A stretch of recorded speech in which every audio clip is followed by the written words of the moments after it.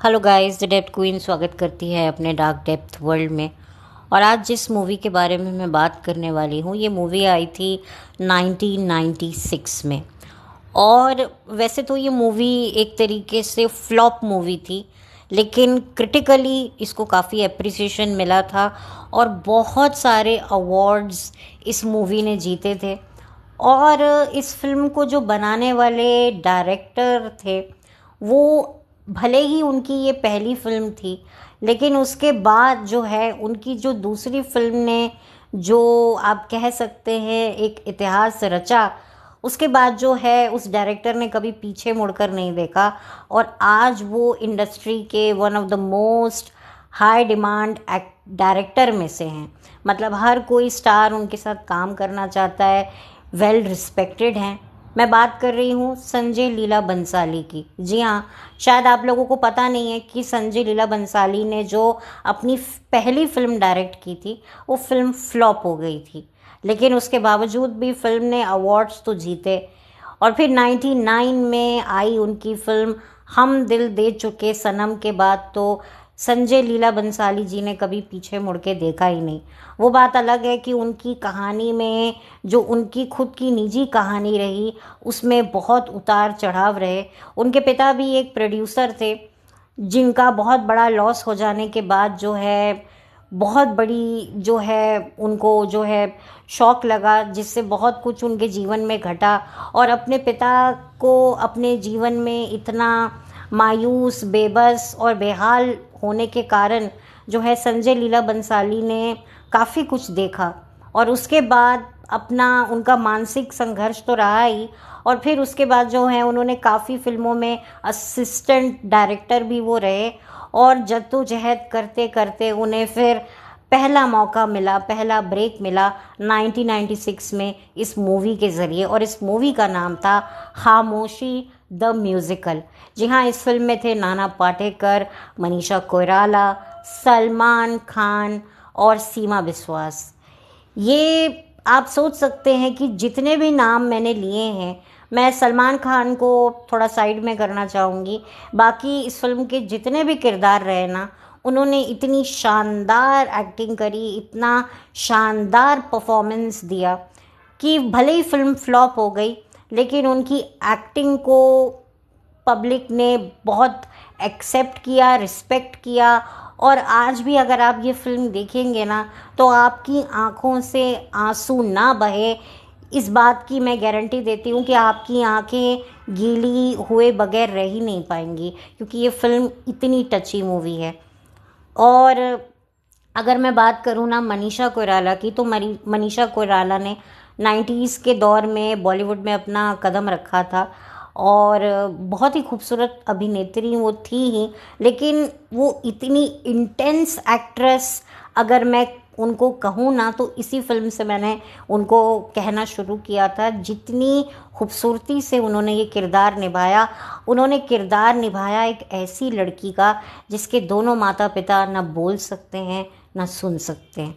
तो आप सोचिए, वो अपने माँ बाप की ज़बान भी थी और कान भी थी।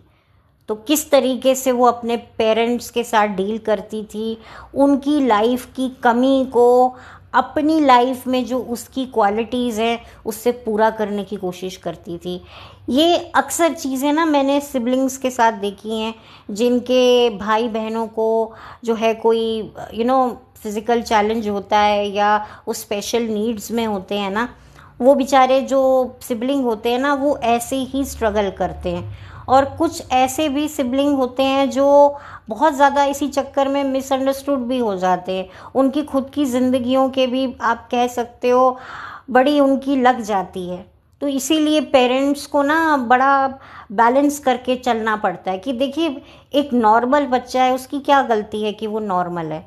एक बच्चा, दूसरा बच्चा भले ही स्पेशल नीड्स में है, लेकिन जो आपका नॉर्मल बच्चा है, अगर आप चाहते हैं कि वो आपके जो बच्चा है, दूसरा बच्चा जिसको प्रॉब्लम है, और आपका जो नॉर्मल बच्चा है उसे संभाले, उसे केयर करे, तो ये माँ बाप का भी फ़र्ज़ बनता है कि अपने उस नॉर्मल बच्चे को ग्रो करने के लिए थोड़ी स्पेस देनी चाहिए। कई पेरेंट्स नहीं कर पाते, कई पेरेंट्स जो हैं ये सोचते हैं कि नहीं भाई, ये जो बच्चा है स्पेशल नीड्स में है, ये सिर्फ़ और सिर्फ हमारे दूसरे बच्चे की ही रिस्पॉन्सिबिलिटी है, इसकी खुद की कोई लाइफ ही नहीं है। और वो कहते हैं भाई जा, इसको देख, इसको कर। तो क्या होता है ना, जो नॉर्मल बच्चा होता है वो धीरे धीरे ना, वो भी बच्चा ठीक होते हुए भी अपने आप को ऐसा महसूस करता है कि वो ठीक नहीं है, और वहीं से जो है उस बच्चे का पतन होने की शुरुआत हो जाती है, उसकी साइकोलॉजी पर बहुत असर पड़ने लगता है। और ये बात ना माँ बाप को बहुत बाद में समझ में आती है, बहुत बाद में समझ में आती है। वो अपने बच्चों से ये एक्सपेक्ट करने लगते हैं कि भाई इन्हीं ने ही हमारी ज़िम्मेदारी को निभाना है, हमारे जाने के बाद यही जो है अपने इस जो बच्चा है, जो इसका भाई है या बहन है जो स्पेशल नीड्स में है, ये इसको ही संभालेगा। ठीक है, मैं मानती हूँ ये सोच माँ बाप की गलत नहीं है, लेकिन तुम चाहते हो कि तुम्हारे बाद अगर वो बच्चा तुम्हारे स्पेशल बच्चे को संभाले, तो तुम्हारी भी तो जिम्मेदारी है कि जब तक तुम जिंदा हो उस नॉर्मल बच्चे की साइकोलॉजी का तो ध्यान करो। यही चीज़ जो है इस फिल्म में भी दिखाई गई है कि कैसे मनीषा कोइराला एक उसका भी एक सैचुरेशन पॉइंट आ जाता है कि मेरी भी कोई लाइफ है, मेरी भी कोई ख्वाहिश है, मैं भी तो जीना चाहती हूँ। और देखिए ये बात ना हमें उस टाइम पर समझ नहीं आई थी। मेंटल हेल्थ किस पतंगे का नाम है, ये तो हमें कुछ 5 सालों से ही पता चला है। जब 2020 में एक घटना घटी थी, तो उसको कवर करने के लिए जो है ये मेंटल हेल्थ की मुहिम चलाई। इससे फ़ायदा एक ये हुआ कि एक मेंटल हेल्थ के लिए भी लोगों में अवेयरनेस जागी। शारीरिक हेल्थ के लिए तो जिम है, स्पा है, पता नहीं क्या क्या इक्विपमेंट्स हैं, लेकिन जो आपकी मानसिक तंदुरुस्ती है उसके बारे में तो लोग कभी बात ही नहीं करते थे। और मैं अगर अपने एक्सपीरियंस से बात करूँ ना, तो आज की तारीख में ना 2 चीज़ें अगर आपके पास है, एक तो हेल्थ और दूसरी आपकी मेंटल हेल्थ, तो आप कोई भी मैदान फतेह करने से पीछे नहीं हट सकते। मैं तो ये मानती हूँ। और अब मुझे इस फिल्म को अच्छे से मैं समझ सकती हूँ, क्योंकि पहले तो हम बच्चे थे जब ये फ़िल्म आई थी। पहले बच्चे जो होते हैं ना, वो सिर्फ फ़िल्म देखते हैं, वो इतने फ़िल्म की गहराई में, डेप्थ में नहीं समझ सकते हैं। लेकिन आज मुझे लगता है कि मैं उस मुकाम पर हूँ कि मैं समझ सकती हूँ, और यही फ़िल्म मैं आप लोगों के सामने इसीलिए भी लेकर आई हूँ, उन बच्चों के लिए, उन लोगों के लिए जिनको उनके नॉर्मल होने से जो है उनको सज़ा मिलती है। एक बच्चे जो होते हैं जो बाय बर्थ एक चैलेंज के साथ पैदा होते हैं, समाज उनको भी कहीं ना कहीं जो है कचड़ता है। अब तो खैर ज़माना बहुत बदल गया है, लोगों की सोच काफ़ी बदल गई है, काफ़ी प्रोग्रेसिव माइंडसेट हो गया है। अब कोई भी किसी स्पेशल नीड्स में कोई बच्चा होता है या कोई शख्स होता है, उसको छोटा नहीं समझते हैं, उसको कम नहीं समझते हैं, उसको ये नहीं समझते कि ये अपने माँ बाप का पाप है। अब तो लोग उनको इनकरेज करते हैं, रिस्पेक्ट से देखते हैं।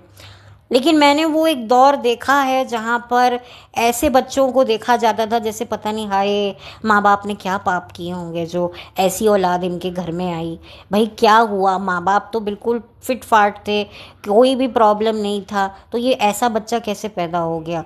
फिर कहीं भी वो बच्चा जाए उसको घूर घूर के देखना, उसको स्टेयर करना, मतलब आँखों से ही उसका कत्ल कर डालना, या आँखों से ही उसको मॉलेस्ट कर डालना, या आँखों से ही उसका सारा का सारा कॉन्फिडेंस चूस लेना।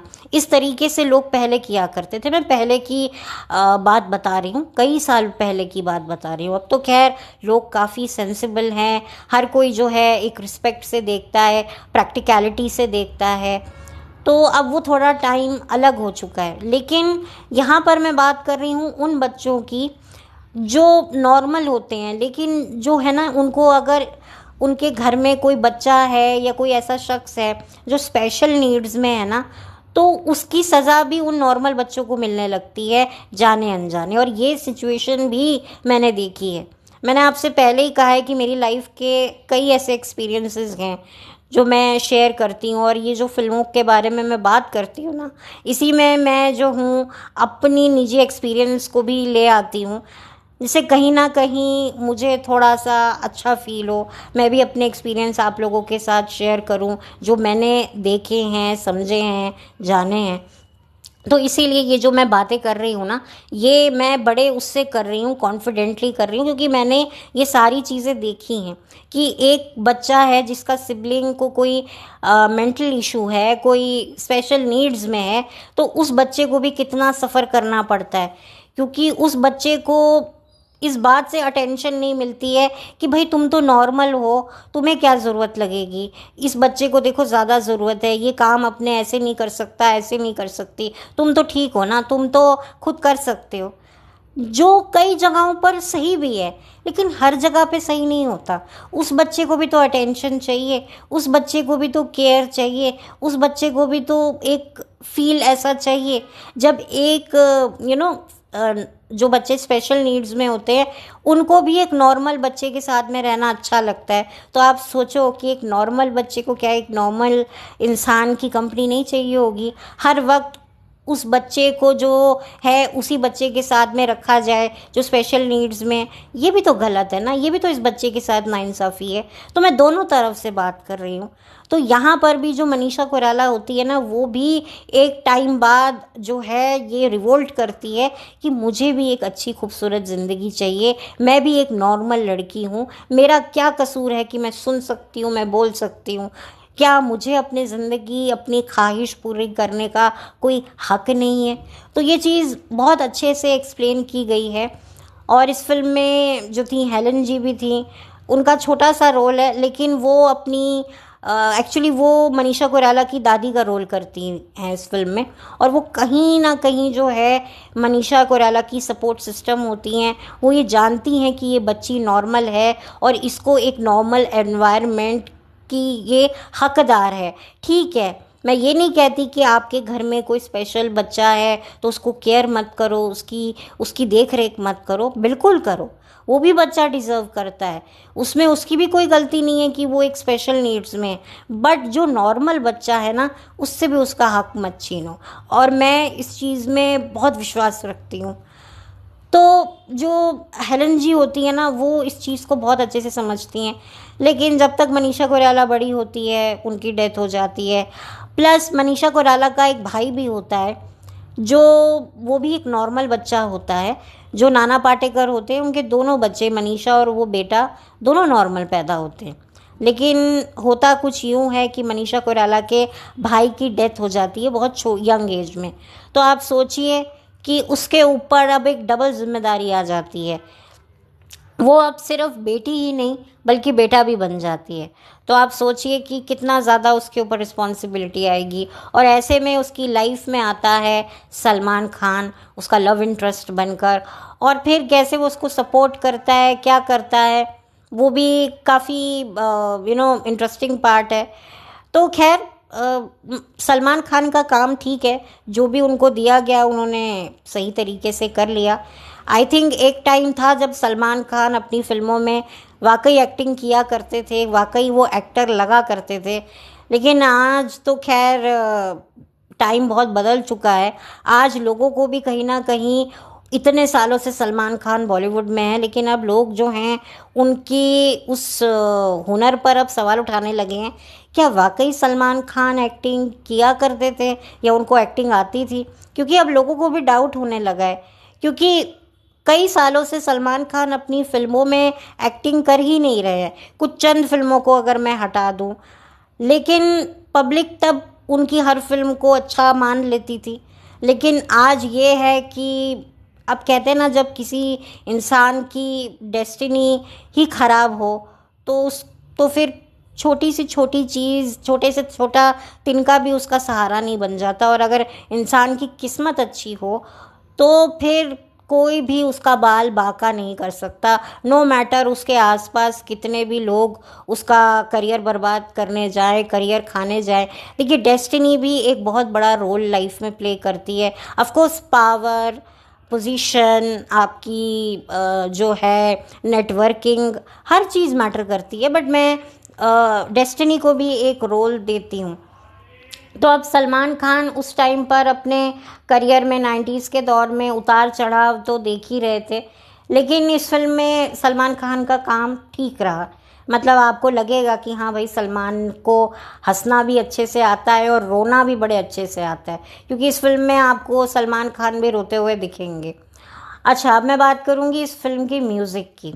तो इस फिल्म का जो म्यूज़िक था वो चार्ट बस्टर रहा। इसके सारे गाने बड़े हिट रहे और दो गाने तो बड़े ज़बरदस्त रहे। एक तो रोमांटिक सॉन्ग जो हरिहरन साहब और अलका याग्निक जी ने गाया था, बाहों के दरमियान, ये वो तो खैर उस दौर में भी बहुत बड़ा हिट हुआ था और आज भी एक तरीके से एक आइकॉनिक लेजेंड आप कह लो रोमांटिक नंबर्स में से एक है। और इसका एक और गाना है जो कविता कृष्णमूर्ति जी ने गाया था, जिसके लिए उन्हें फिल्म फेयर का अवार्ड भी मिला था, और वो गाना था आज मैं ऊपर आसमां नीचे, आज मैं आगे ज़माना है पीछे। ये मुझे लगता है उस टाइम की जो भी लड़कियां ग्रो कर रही होंगी, जो अपने टीनेजर उसमें होंगी दौर में, या यंग हो रही होंगी, छोटी सी बड़ी हो रही होंगी, उन सब का ये फेवरेट सॉन्ग था और मेरा भी फेवरेट सॉन्ग था और मुझे आज भी ये गाना उतना ही पसंद है। तो अच्छी मेमोरीज़ हैं। और इस फिल्म की अगर मैं बात करूं राइटिंग की, यानी कि डायलॉग राइटर की, तो आप लोगों को शायद पता नहीं होगा कि इरफान खान साहब जो एक्टर हैं, उनकी वाइफ ने जो है इस फिल्म के लिए डायलॉग्स लिखे हैं।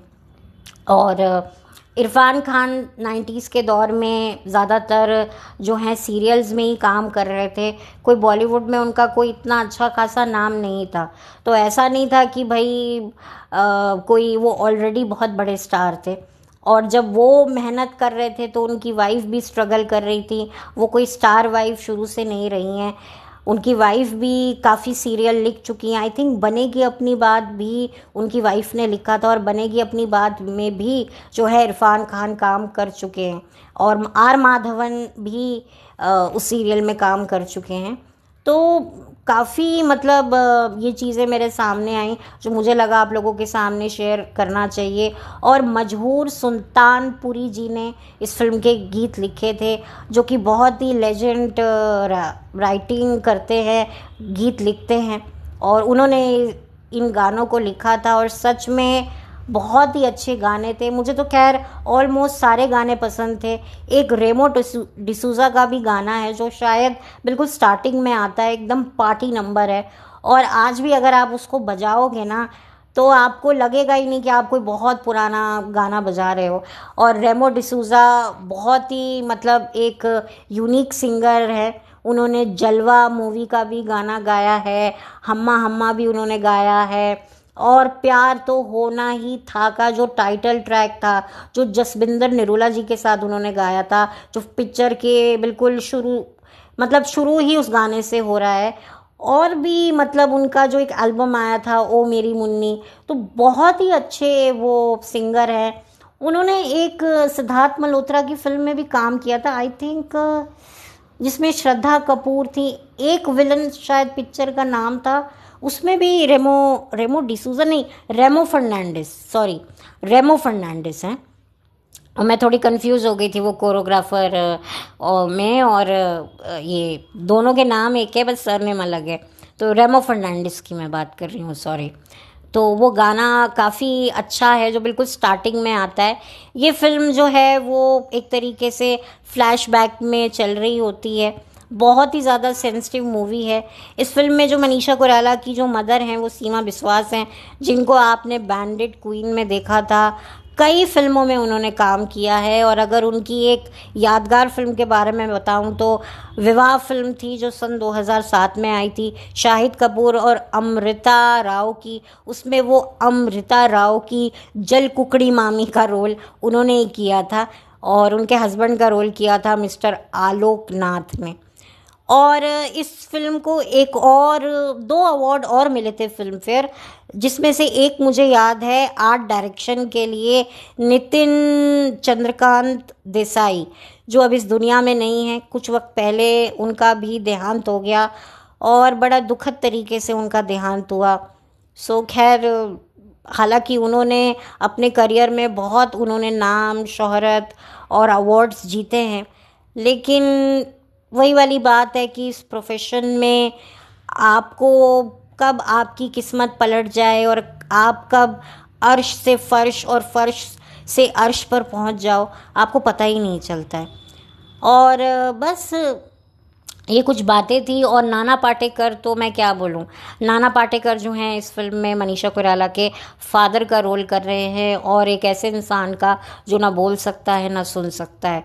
तो एक ऐसा इंसान जो ना कुछ कहने की हालत में है ना कुछ सुनने की हालत में है, उस इंसान के अंदर कितना कुछ होगा। हम लोग नॉर्मली अक्सर जब हमें डिप्रेशन हो जाता है या कुछ ऐसा हमको कोई प्रॉब्लम हो जाता है तो हम डॉक्टर के पास जाते हैं, थेरेपी लेते हैं, जहाँ पर हम बोले और डॉक्टर हमें सुने।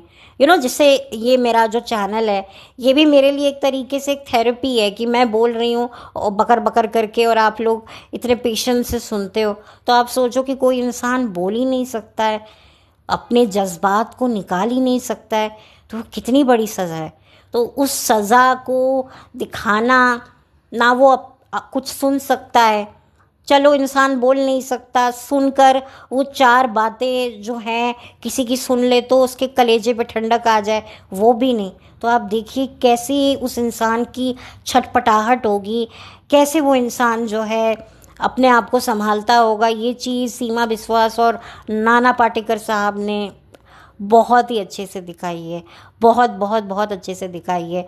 बहुत ही ज़बरदस्त काम निकलवाया था संजय लीला बंसाली जी ने। हालांकि संजय लीला बंसाली जी ने ऐसी ही सब्जेक्ट पर आगे जाके सन 2004 में ब्लैक मूवी भी बनाई थी, जो बड़ी ज़बरदस्त मूवी थी। मैंने उस फिल्म का भी रिव्यू अपने चैनल पर कर रखा है, आप चाहे तो सुन सकते हैं। आई थिंक लास्ट ईयर ही मैंने किया था और मुझे बहुत अच्छा लगा था। हालांकि ऐसे ही मिलते जुलते सब्जेक्ट पर संजय लीला बंसाली जी ने गुजारिश भी बनाई थी, पर वो इतनी कामयाब नहीं रही थी। लेकिन ब्लैक मूवी और वो कामयाब रही थी। और अगर मैं बात करूं फिर तो उनकी एक अलग ही फिल्म बनाने की जो है टेक्निक बदल गई। फिर तो वो बहुत ज़्यादा ऐतिहासिक फिल्में भी बनाने लगे। उनकी देवदास भी थी जो बहुत ज़बरदस्त हिट हुई थी उस ज़माने में। उनके सेट्स, कॉस्ट्यूम्स बड़े चर्चा में रहे थे। लेकिन कोई ये नहीं जानता है कि संजय लीला बंसाली ने जो सबसे पहली फिल्म बनाई थी उस फिल्म को किसी ने अप्रिशिएट नहीं किया था, जबकि वो भी फिल्म बहुत सारा जो है बॉक्स ऑफिस कलेक्शन डिज़र्व करती थी। मुझे लगता है खामोशी द म्यूज़िकल को भी वैसा ही रिस्पेक्ट मिलना चाहिए था। बट अनफॉर्चुनेटली आज अगर आप इस फिल्म को देखेंगे ना तो एक तरीके से ये फिल्म एक मास्टरपीस से ज़्यादा आपको लगेगी नहीं, क्योंकि वाकई इतनी बेहतरीन फिल्म बनाई है, इतना बेहतरीन इमोशन इन्होंने निकाला है। आपको ये फिल्म, पूरी फिल्म जो है, मैं गारंटी देती हूँ कि आप रोते हुए निकाल देंगे। बाकी मैं ये नहीं कहूँगी कि आप ये फिल्म अपनी फैमिली के साथ बैठकर देखिए। मैं चाहूँगी कि ये फिल्म आप अकेले देखें। जो इमोशन आप अकेले एक्सप्रेस कर पाएंगे वो आप शायद किसी के साथ नहीं दिखा पाएंगे, क्योंकि क्या होता है ना, मैंने पहले भी कहा कि हर चीज़ शेयर करने के लिए नहीं होती है। हर चीज़ जो होती है ना उसमें से कुछ चीज़ें आपके खुद के लिए होती हैं, आपकी खुद की ग्रोथ के लिए होती हैं। तो खैर बस मैं, और तो अब कुछ ज़्यादा बचा नहीं है मेरा इस फिल्म के बारे में बोलने के लिए। मैंने ऑलमोस्ट सारे अपने पॉइंट्स कवर किए हैं और अपनी अपनी जगह पर मैंने जो है फिल्म के लिए बात करी है अपने हिसाब से। देखिए जो भी मैंने बातें की हैं ना, जो भी मैंने अभी स्पेशल नीड्स में जो बच्चे होते हैं, जो उनके जो सिबलिंग्स होते हैं, जो नॉर्मल होते हैं, ये सब मैंने अपने एक्सपीरियंस जो मैंने देखे हैं अपने आसपास उससे मैं बात कर रही हूँ। और मेरे दिल में तो बहुत रिस्पेक्ट उन लोगों के लिए भी है जो बच्चे स्पेशल नीड्स में होते हैं, और उन लोगों के लिए भी है जो अपने भाई बहन या अपने घर में कोई भी फैमिली मेम्बर हो जो स्पेशल नीड्स में है, उनको संभालते हैं, उनके लिए भी है। तो ओवरऑल आपको कहीं ना कहीं जो है एक इंसान जो स्पेशल नीड्स में है उसकी साइकोलॉजी को भी जानने को मिलेगा इस फिल्म के ज़रिए, और एक नॉर्मल बच्चे की क्या साइकोलॉजी होती है उसको भी जानने को मिलेगा। और ऐसे दो लोग जब सामने आते हैं, आमने सामने करीब आते हैं, एक नॉर्मल इंसान और एक स्पेशल नीड्स में इंसान, तो उस पर कैसे तालमेल बिठाना चाहिए, क्या करना चाहिए, वो सारी बारीकियां आपको कहीं ना कहीं इस फिल्म से देखने को ज़रूर मिलेंगी। इस फिल्म का लिंक अगर मुझे मिलेगा तो मैं डिस्क्रिप्शन बॉक्स में डाल दूँगी, और ये फिल्म आप देख सकते हैं और बस इंजॉय कर सकते हैं इस फिल्म के म्यूज़िक को, इस फिल्म के मेलोडियस सॉन्ग्स को। मुझे तो ख़ास तौर पे सभी गाने ऑलमोस्ट अच्छे लगते हैं। बाकी आप लोग बताइएगा कि आप लोगों को ये फ़िल्म आपने कहाँ पे देखी थी, कैसे देखी थी। मैंने तो इस फिल्म को टीवी पे देखा था, मैंने हॉल पे तो नहीं देखा था, लेकिन इसके गाने मुझे ऑलमोस्ट सारे ही पसंद थे। बस अब इसी के साथ मैं ये वीडियो बंद करती हूँ, और उम्मीद है जल्दी मिलूँगी आपसे। Bye, thank you so much, have a blessed day.